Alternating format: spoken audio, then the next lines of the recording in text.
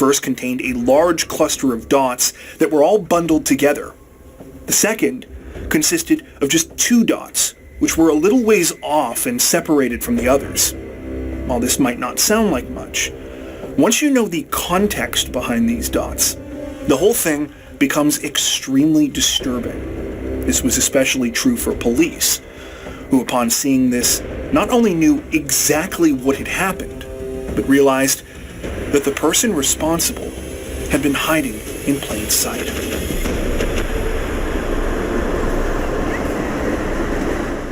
On the afternoon of May 5th, 2018, a woman named Amanda Peel received a phone call at her home in the city of Paso Robles, California.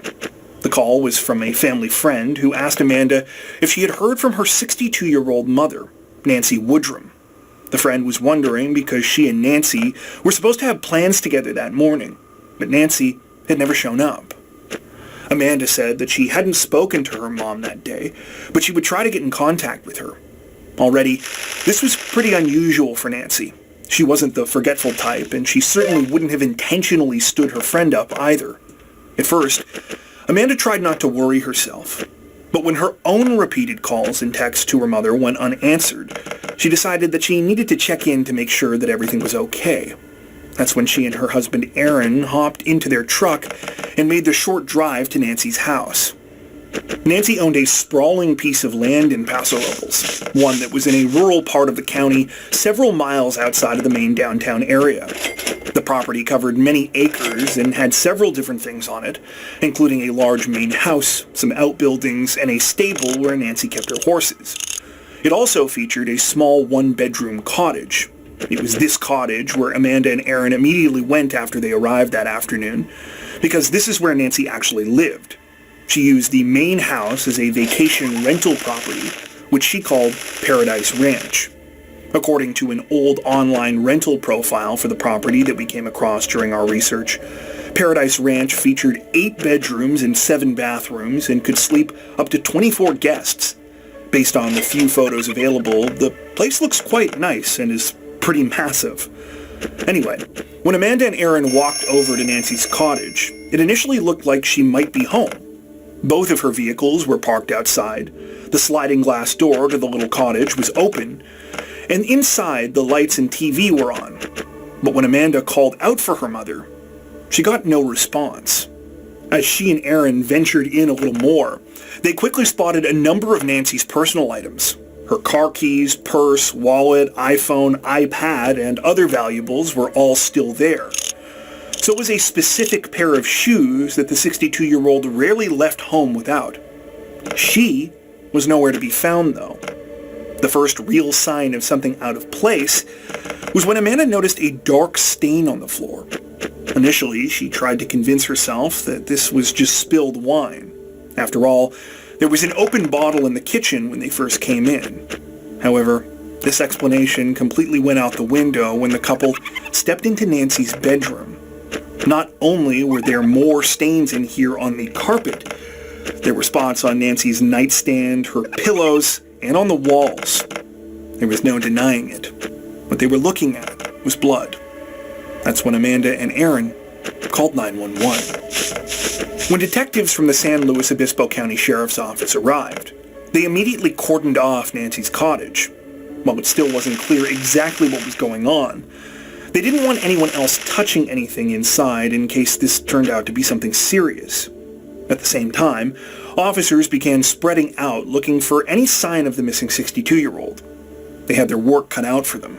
Not only were there tons of places to search on the massive property, by this time the sun had gone down. Even at this point, Amanda was hoping for an innocent explanation behind all of this. She wondered if maybe her mom had suffered some kind of medical emergency. Maybe she had been out riding one of her horses and there had been an accident. But when the stable was checked, it was revealed that the horses hadn't even been fed that day. Amanda knew that this was a really bad sign.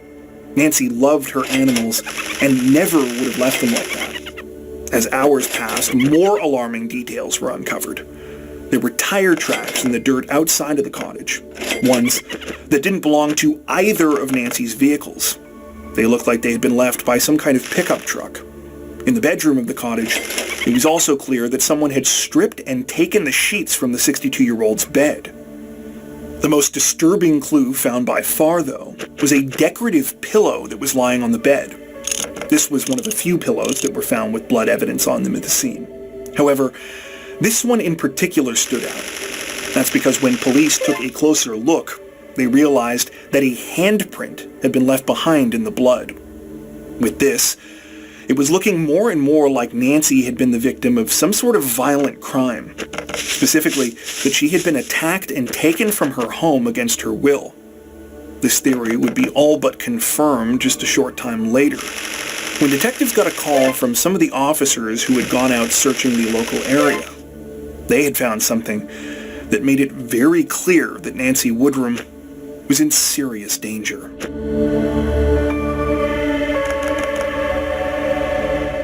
After receiving a call from some of the members of the search team, San Luis Obispo County detectives were directed to a location about 5 miles south of Paradise Ranch. It was here, at the side of a rural road, that officers made yet another unsettling discovery. It was a collection of blood-stained bedding, as well as women's clothing, which included a pair of pajamas. The items were shown to Amanda, who quickly confirmed that they belonged to her mother. Connecting this to the pickup truck tire tracks that they had found back at the crime scene, investigators concluded that these belonged to a vehicle that Nancy had been forced into following some kind of attack. They further suspected that whoever was responsible had taken Nancy's bedsheets and clothing in a failed bid to cover up what had happened, and that these had fallen from the back of the truck as they were driving without this person realizing. All of the items were collected from the roadside, and like the other evidence found back at the cottage, were sent away to the crime lab for analysis.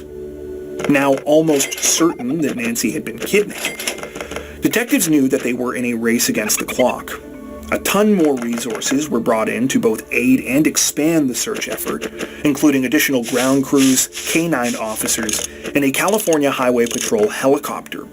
Authorities also began speaking with Nancy's friends and family, hoping to find out as much as they could about her life in the lead up to her disappearance. Those that were close to Nancy described her as an incredibly strong and independent woman. She had been through a lot in her life, but she had always managed to get through it, something she attributed in large part to her devout faith as a Jehovah's Witness.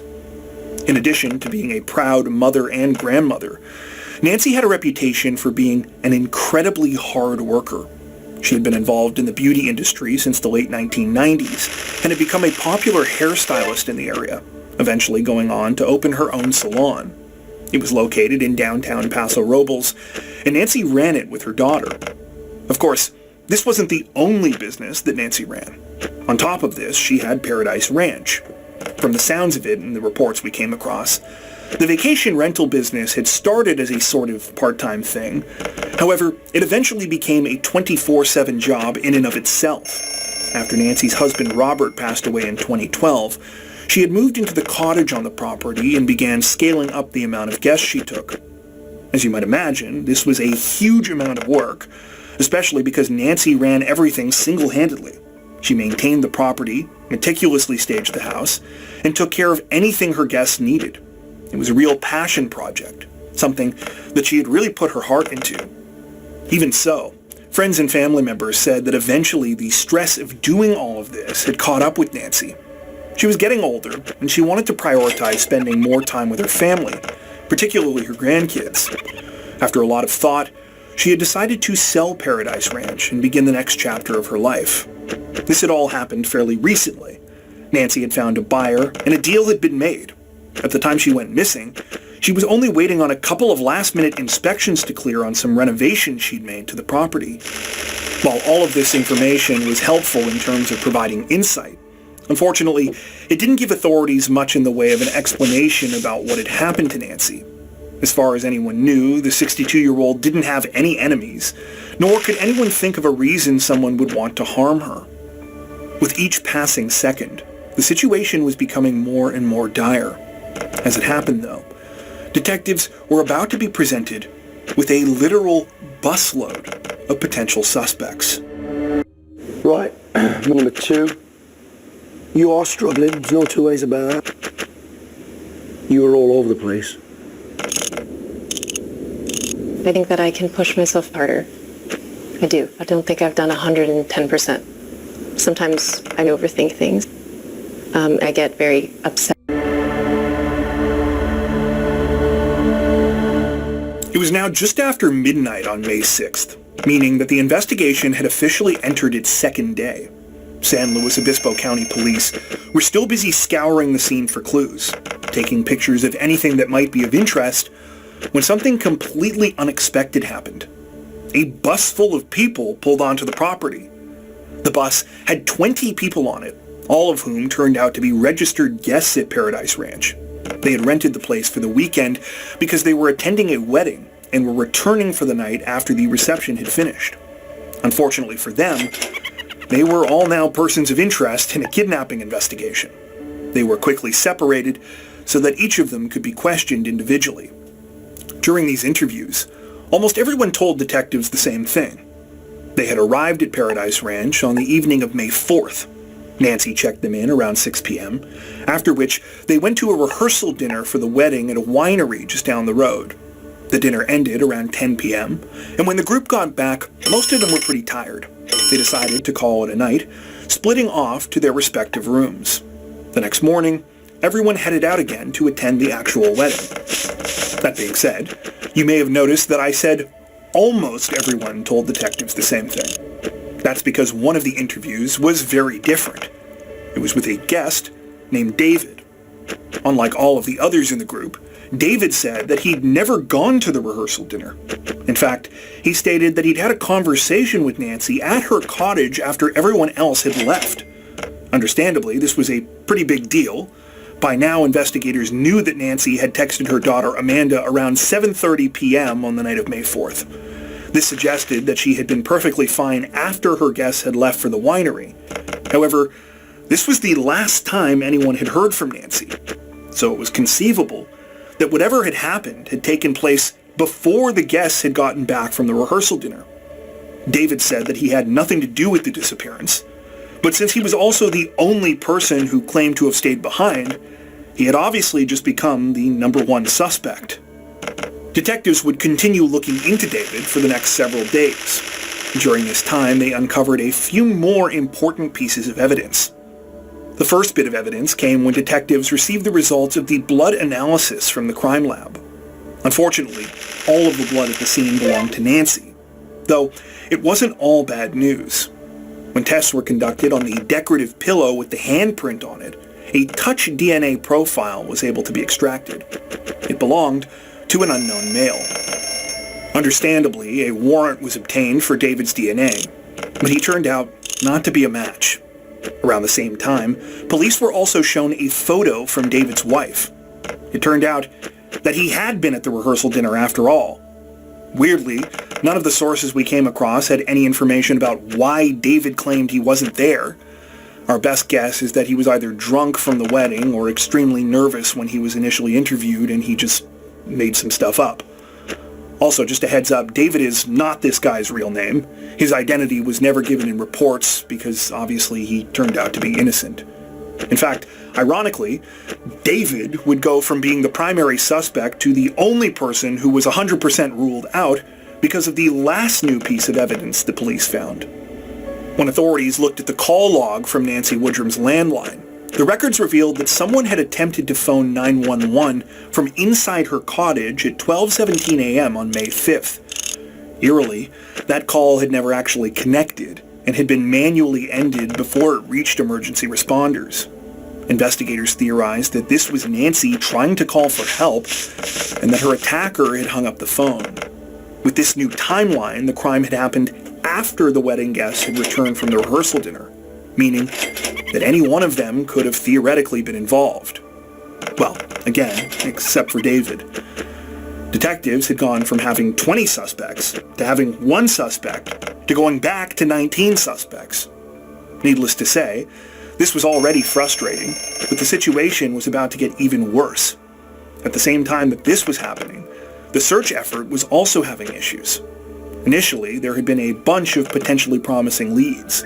These included a potential witness who had been seen riding a motorcycle through the area, as well as a woman's brown leather shoe that had been abandoned on a local road, similar to how Nancy's clothing had been found.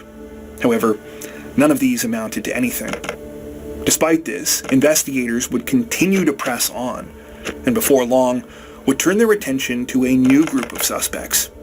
They didn't know it yet, but it was here that they would finally find the answers that they were looking for. At-home workouts did not work. I want to fit in my old jeans. I love data. Because the first class is free.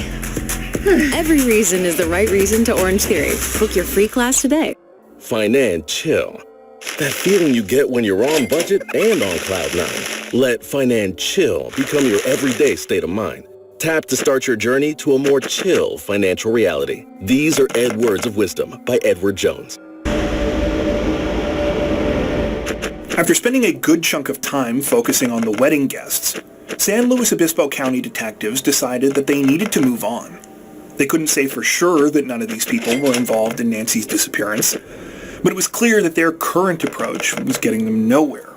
Fortunately, they soon realized that there was actually another collection of people that they had yet to speak with. The team that had been doing the renovations at Paradise Ranch ahead of the upcoming sale. Authorities were able to find the contact information for several of the people involved in the work when they went through Nancy's cell phone contacts. But things really took an interesting turn when they noticed a number they didn't recognize that was written on a note taped to the 62-year-old's iPad case. Detectives called the number, and a man named Carlo picked up.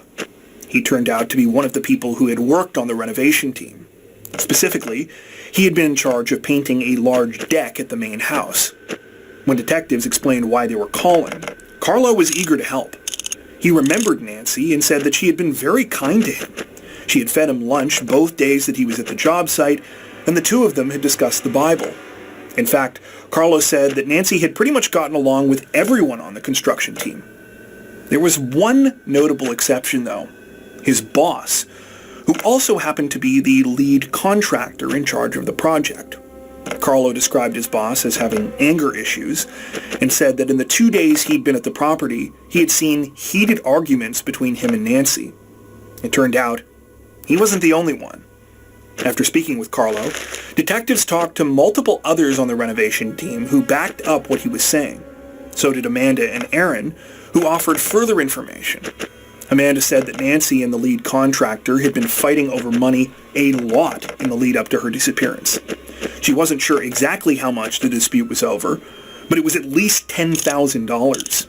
On top of this, Nancy had apparently caught the contractor trying to cheap out and cut corners a number of times.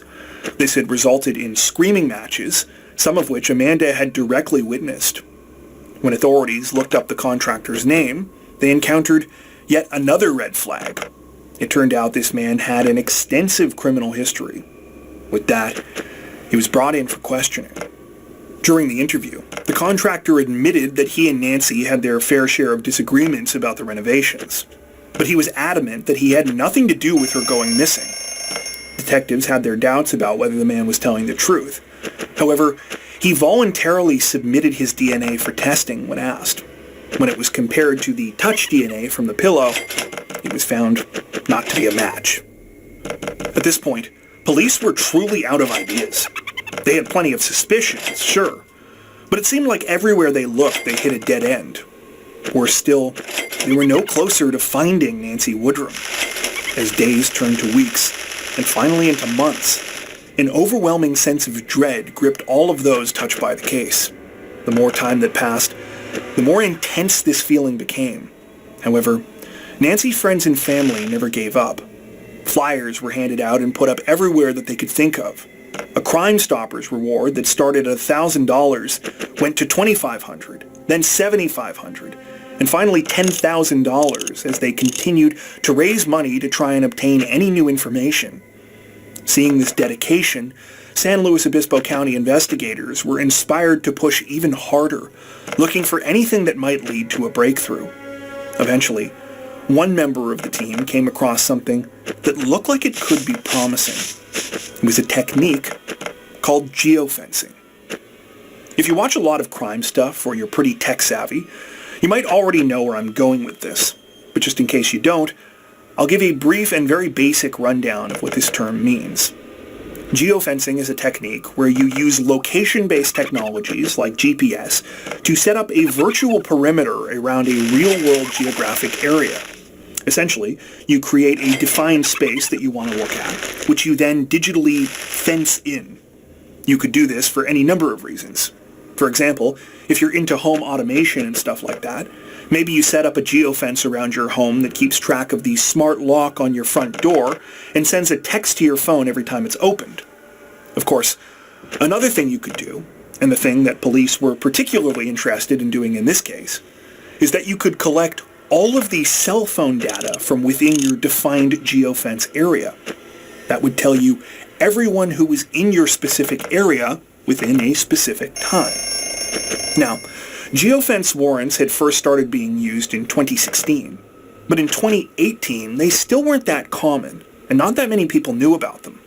However, San Luis Obispo County detectives were willing to try anything at this point.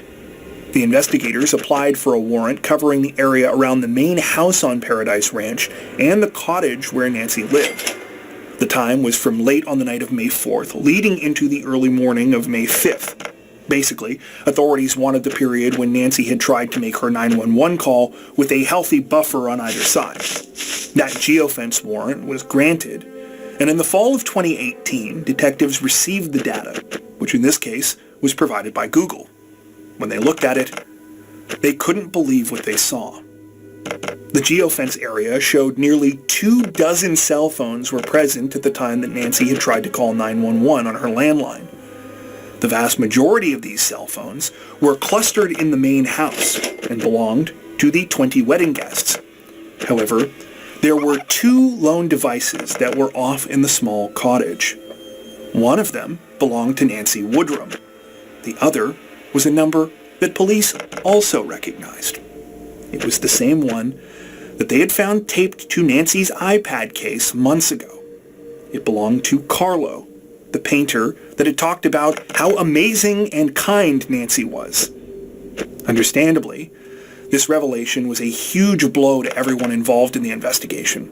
Carlo had been hiding in plain sight this whole time and had even managed to lead them down a false trail towards his boss. Despite this, detectives knew they couldn't act rashly. They needed to be absolutely sure before they moved in. As a result, they set up surveillance and followed Carlo until they saw him discard a soda can that he had drank from.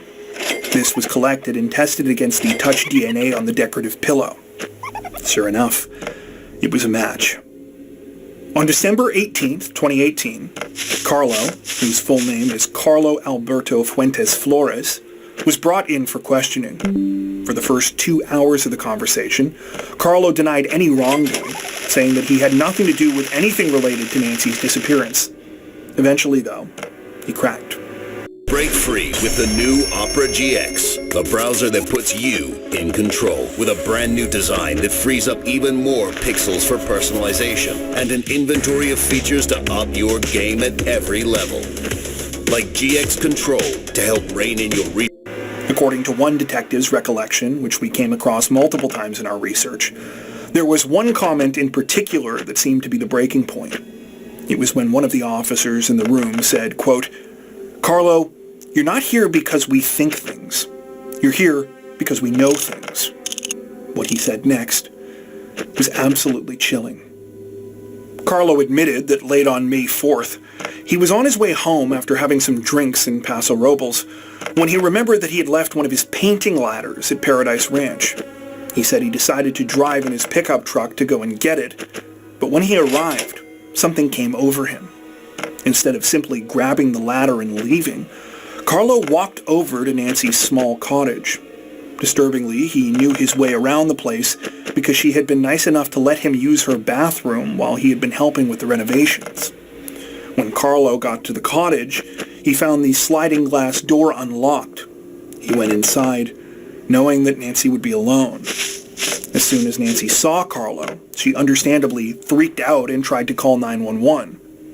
Carlo overpowered her and hung up the phone before it could connect. Then he attacked her. During the brutal ordeal, Carlo hit Nancy in the face and sexually assaulted her. Not long after, he smothered her with one of her own pillows, the same one that had been found with his DNA on it.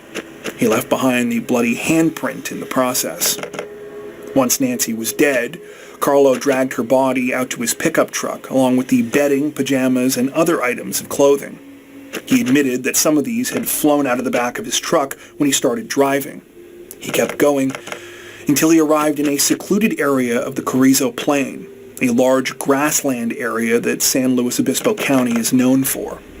This is where he had dumped Nancy. Following Carlo's confession, he agreed to take investigators to Nancy's body.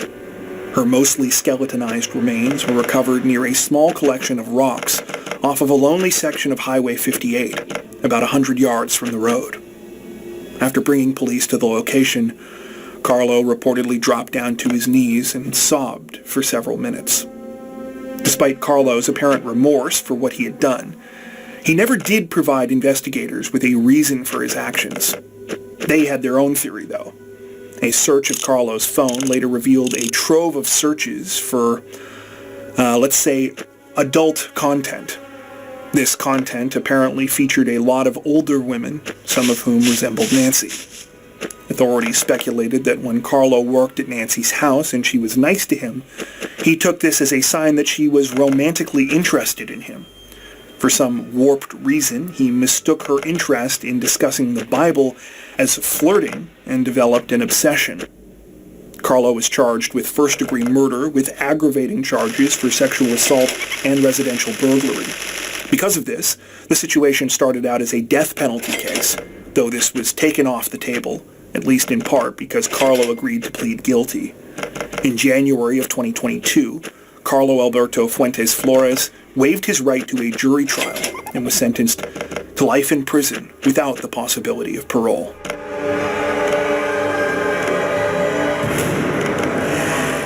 I don't know about you, but this case hit me like a sack of bricks. The terror that Nancy must have felt in those final moments is something that I can't even begin to comprehend. Not only that, but the fact that she had worked so hard towards starting this next chapter of her life that she never got to experience. It's absolutely devastating.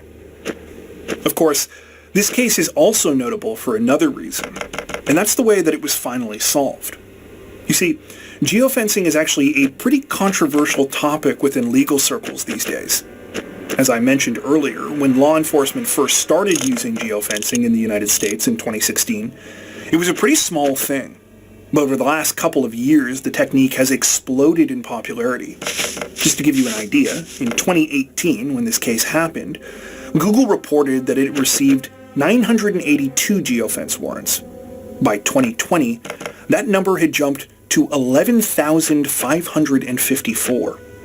The reason that this is controversial is because a geofence warrant is a kind of reverse search warrant.